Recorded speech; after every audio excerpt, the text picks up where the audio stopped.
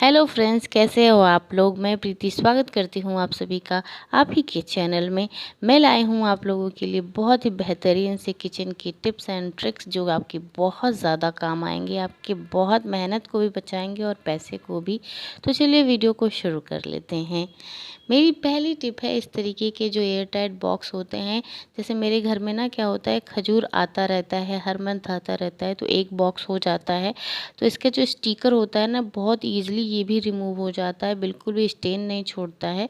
तो इसको air tight container भी बनाया जा सकता है, जैसे ड्राई फ्रूट वगैरह रखना हो तो उसके लिए भी बनाया जा सकता है।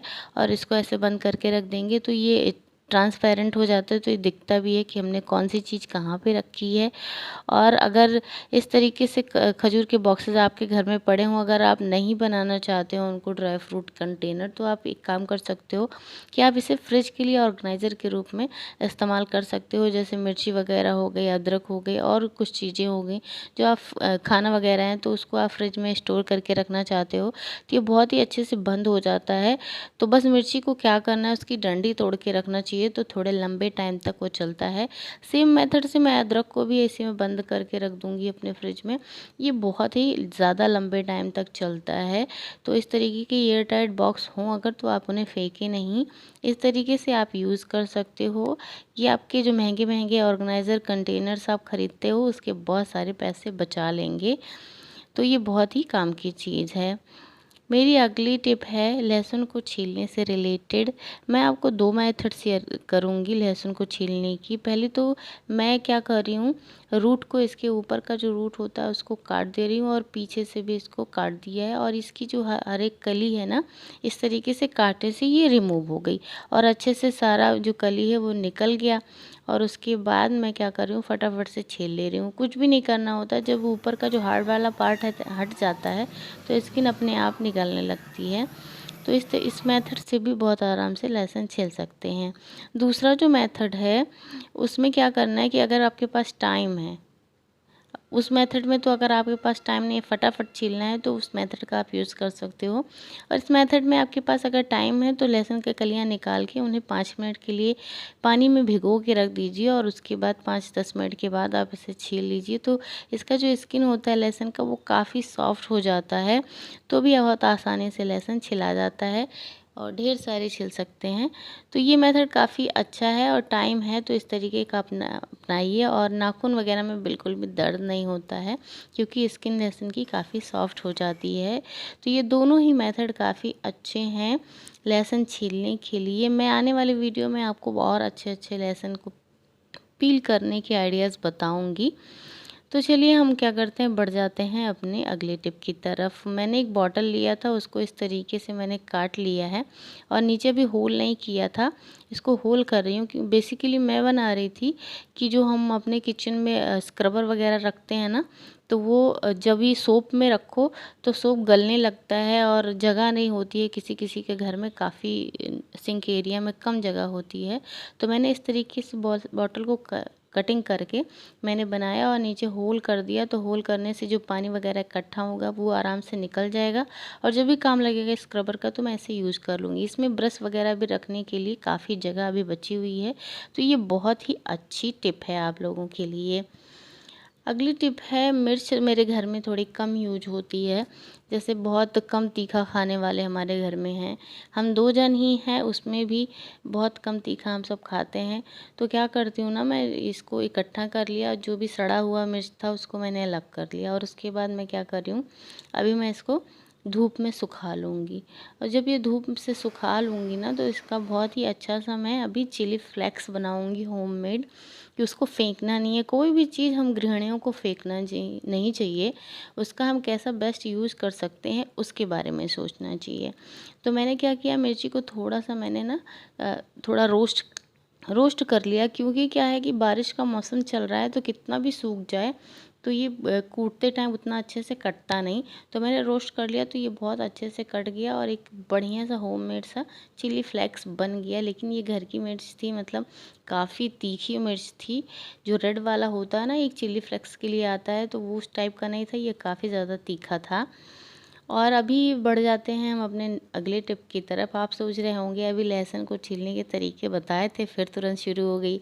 नहीं, मैं इस बार लहसुन की जो डंडी होती है, जो डंठल होता है, उसका आपको यूज बताने वाली हूँ। इस तरीके की डंडियाँ जब लहसुन छीलते हैं तो इकट्ठी हो जाएँ तो क्या करें, दाल वगैरह में, चावल में डाल सकते हैं, जिससे कि ना कीड़े नहीं लगते हैं। जो पई वगैरह घुन पड़ जाता है दालों में, चावल में, गेहूँ वगैरह में, तो उसमें रख सकते हैं, तो उसमें बिल्कुल भी कीड़े नहीं लगेंगे। टिप नंबर 7 है, जो ऐसा शीशा होता है, मिरर होता है, उससे अखबार से भी बहुत अच्छे से साफ़ कर सकते हैं अखबार से भी, क्योंकि क्या है ना, अखबार सारा मॉइस्चर सोख लेता है, तो जो मिरर होता है बहुत अच्छे से क्लीन हो जाता है। मुझे ये टिप बताने के लिए बाथरूम में जाना पड़ गया, क्योंकि हम रेंटेड होम में रहते हैं, तो हमारे पास घर में इससे बड़ा शीशा यही है, सबसे बड़ा, और कहीं है ही नहीं। तो ये जो मिरर है एकदम से क्लीन हो गया। और चलिए बढ़ते हैं नेक्स्ट टिप की तरफ। टिप नंबर 8 है, जब भी मुझे कहीं जाना होता है, अक्सर ऐसा हो जाता है कि दुपट्टा मिलता ही नहीं है और बहुत टाइम लग जाता है। तो अक्सर जब पार्सल वार्सल मंगाती हूँ, नीचे जाना होता है ना, तो दुपट्टे का बहुत काम लगता है। यहाँ तो उतना काम लगता नहीं है, क्योंकि मैं अकेली ही रहती हूँ। तो नीचे कभी जाना हुआ, कहीं जाना हुआ, तो जल्दी दुपट्टा नहीं मिलता है। तो इस तरीके से मैंने इसे हैंग करके टाई कर दिया है। तो अभी क्या करते हैं, ये आप सोच रहे होगे ये गांठें खुलेंगे कैसे? नहीं, ये बहुत ही सिंपल तरीके से खींचने से ही खुल जाती हैं, और ऐसे ही ये टाई हो भी जाती हैं बहुत ही अच्छे से। तो आप बहुत परेशान होने की ज़रूरत नहीं है, बहुत तामझाम करने की ज़रूरत नहीं है। इस तरीके से आप ढेर सारे दुपट्टे हैंगर में हैंग करके कहीं भी टांग सकते हो, तो आपको आसानी से ये मिल जाएंगे। चलिए बढ़ जाते हैं अपने नेक्स्ट टिप की तरफ। अगर आपका स्क्रबर जो जूना होता है, लोहे वाला, वो इस तरीके से हो जाए, तो आप इसे फेंकिए नहीं। आप एक सॉक्स ले लीजिए जो थोड़ा ख़राब सा हो, पहले तो उसे धुल लीजिए, साफ़ कर लीजिए, और उसके बाद स्क्रबर को उसी में डाल दीजिए। मैंने अपने बच्चे का सॉक्स लिया है, और ये काफ़ी साफ़ भी था, मैंने साफ़ कर लिया था। और उसके बाद क्या किया, स्क्रबर डालने के बाद सॉक्स थोड़ा बड़ा था, तो मैंने अंदर की तरफ इसे फ़ोल्ड कर दिया। और इससे बर्तन धोने में बहुत मज़ा आता है। ये इसमें झाग ढेर सारा बनता है, तो बहुत अच्छे से ये बर्तन सारे साफ़ हो जाते हैं। तो चलिए बढ़ते हैं नेक्स्ट टिप की तरफ। मेरे हस्बैंड को जब मैं लंच देती हूँ, सब्जी वगैरह, तो इस तरीके का पीलेपन का दाग आ जाता है। और घर में भी जब खाना स्टोर करके फ्रिज में रखती हूँ, तो ये प्लास्टिक का लिड है ना, इसमें पीलेपन का दाग आ ही जाता है, और जल्दी जाता नहीं। तो मैंने कोलगेट का पेस्ट ले लिया है। कोई ज़रूरी नहीं है कि वाइट पेस्ट ही आप लो, जो आपके घर में पेस्ट यूज होता हो वो भी आप ले सकते हो, अगर ऐसा पीलापन का दाग का शिकायत है आपको। तो मैंने क्या किया कि मेरे पास चारकोल वाला पेस्ट था, कोलगेट ही था, तो मैंने उसको पहले जो लिड है उस पे थोड़ा थोड़ा लगाया, और एक कपड़े की मदद से चारों तरफ पहले घुमा घुमा के घिस दिया। इस तरीके से समझ में नहीं आ रहा, अभी जब मैं धो के आपको दिखाऊंगी ना, तब आप समझ पाओगे कि सारा जो येलो वाला जो स्टेन था वो निकल गया है। क्योंकि मैं बाहर वीडियो बना रही थी, तो उस वहाँ पे पानी नहीं था, और फिर बिना पानी की एकदम सूखा सूखा सा उस पर घिसते हुए लग रहा था, तो समझ में नहीं आ रहा था।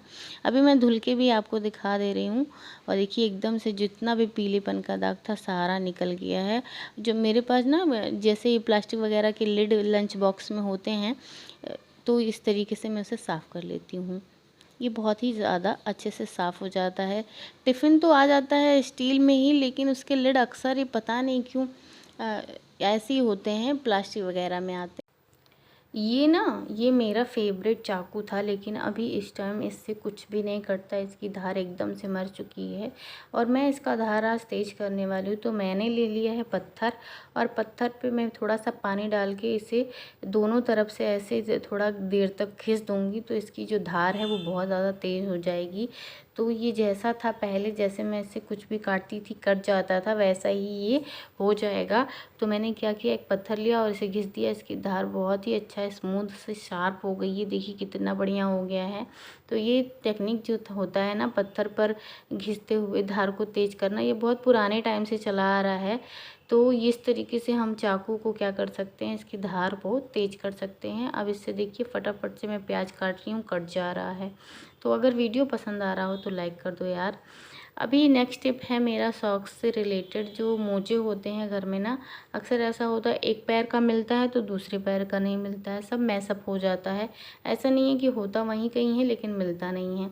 तो मैं क्या कर रही हूँ, दोनों पैर के सॉक्स को एक साथ रख के पीछे इलास्टिक जो है दूसरे पैर में, उसमें ऐसे करके मैंने टाई कर दिया। अभी जब भी ज़रूरत होती होगी तो क्या होगा, सॉक्स एक साथ से मिल जाएगा और ढूंढने की ज़रूरत नहीं पड़ेगी। तो इस तरीके से जितने भी सॉक्स हों आपके पास, आप इस तरीके से इसे फ़ोल्ड करके टाई करके रखोगे तो जब भी आपको ज़रूरत होगी तो ये मिल जाया करेगा। तो टाइम की बहुत बचत करेगा इससे। नेक्स्ट टिप है, इस मैंने एक बॉक्स लिया है, मेरे पास इस तरीके का बॉक्स था। तो ये जो टिप है वो भी सॉक्स से रिलेटेड है। मैंने थोड़ा सा इसे 2 पार्ट में डिवाइड कर दिया और उसके बाद मैंने अपने हस्बैंड का सॉक्स एक तरफ और अपने बेटे का सॉक्स दूसरी तरफ रख दिया, जिससे छोटे बड़े का अंतर पता चले और आराम से जब भी ज़रूरत हो तो उसी एक तरफ का ही सॉक्स हम निकालें। तो क्या है, अगला टिप है मेरा अचार से रिलेटेड। अभी मैं क्या कर रही हूँ, स्टील के चम्मच से निकाल दे रही हूँ अचार को। हम सब भी यही गलती करते हैं, स्टील के चम्मच से अचार को निकालते हैं और चम्मच को उसी अचार में छोड़ देते हैं। तो चम्मच का ऐसा हाल हो जाता है। पहले तो इस तरीके से इसका जो स्टील होता है कट जाता है नमक की वजह से, और ये हमें उतना ही नुकसान भी करता है। तो मतलब कोशिश करनी चाहिए हमें कि या तो आपके पास लकड़ी का चम्मच है तो उसको यूज़ कर लो, नहीं हो तो प्लास्टिक का भी चम्मच यूज़ कर लो, ये ख़राब नहीं होता है। और आप प्लास्टिक का चम्मच तो अचार में डाल के छोड़ना नहीं चाहोगे क्योंकि ये और ज़्यादा नुकसान करेगा। तो क्या करना चाहिए, जो आइसक्रीम वगैरह में लकड़ी के जो चम्मच आते हैं या प्लास्टिक के चम्मच आते हैं या तो स्टील के चम्मच, किसी से भी आप अचार निकालो और निकालने के बाद चम्मच को भी साथ में निकाल लो। तो फिर इस तरीके से ये बहुत ही अच्छे से आपका काम बन जाएगा। नेक्स्ट टिप है चूड़ियों से रिलेटेड। इस तरीके का बॉक्स लेके मैंने क्या किया, फॉइल पेपर का ये जो पाइप होता है, जब भी फॉइल पेपर ख़त्म होता है तो ये पाइप हमारे घर में बच जाता है। तो इससे में चूड़ियाँ करके हम ऐसे बॉक्स में बंद करके रख सकते हैं। तो ये चूड़ियाँ बहुत ज़्यादा सेफ़ रहती हैं। आप जब चूड़ी की दुकान पे चूड़ियाँ लेने जाओ तो इस तरीके का बॉक्स मांग लिया करो, तो ये आराम से मिल जाते हैं और आपकी चूड़ियाँ बहुत ज़्यादा सेफ़ रहती हैं, हिलती डुलती नहीं है, तो टूटती नहीं हैं। और ये बहुत अच्छा तरीका है चूड़ियाँ रखने के लिए। अभी नेक्स्ट टिप है मेरा नमक से रिलेटेड है। अभी बारिश का मौसम, आप देख रहे हो कितनी ज़्यादा बारिश हो रही है, तो नमक जो होता है ना वो सीलने लगता है। तो उसके लिए मैंने क्या किया है, टिश्यू पेपर मैं नीचे मैं बिछा दूंगी और उसके बाद मैं नमक को खाली करूंगी। तो नमक क्या होगा, बिल्कुल भी बारिश के मौसम में नहीं सीलेगा। तो मैंने 2 टिश्यू बिछा दिए हैं और उसके बाद आपके पास अगर टिश्यू ना हो तो आप पेपर वगैरह भी बिछा सकते हो, कोई दिक्कत नहीं होती है। तो 2 टिश्यू बिछाने के बाद मैं नमक को खाली कर ले रही हूँ। और इस बारिश के मौसम में नमक वैसे का वैसा रहेगा, बिल्कुल भी सीलेगा नहीं, ये चलेगा बहुत आराम से। नेक्स्ट टिप है बादाम से रिलेटेड। अक्सर क्या होता है, जब बहुत लंबे टाइम का बादाम हो जाता है तो वो ख़राब होने लगता है। पहले तो मैंने इसे साफ़ कर लिया और उसके बाद इस पर थोड़ा सा देसी घी लगा दे रही हूँ, सारे बादाम पे लगा दूँगी। तो ऐसा होगा कि जब हम बादाम पे देसी घी लगा के रखेंगे तो ये बहुत ही ज़्यादा लंबे टाइम तक चलेगा। तो अगर तरीके और वीडियो पसंद आ रहा होगा तो लाइक करना और कमेंट करिएगा कि आपको आज का वीडियो कैसा लगा है, ये टिप्स कैसी लगी है। जब भी हम सुई में धागा डालने की कोशिश करते हैं ना, तो धागा कहीं भी जाता है लेकिन सुई में नहीं जाता है। तो मैंने लिया है नेल पेंट, ज़रा सा नेल पेंट हम लगाएंगे धागे के सिरे पर, और धागे के सिरे पे नेल पेंट लगाने से क्या होगा कि जो सुई में धागा आराम से चला जाएगा, क्योंकि नेल पेंट जब सूखता है तो जो धागे का सिरा होता है वो थोड़ा टाइट हो जाता है और आराम से सुई में चला जाता है। तो ये मेथड काफ़ी यूनिक है, काफ़ी अच्छा है, आपको ज़रूर पसंद आया होगा। अगर पसंद आ रहा हो तो वीडियो को लाइक कर दो, मेरे चैनल को सब्सक्राइब ज़रूर से कर लीजिएगा। मिलूँगी नेक्स्ट वीडियो में।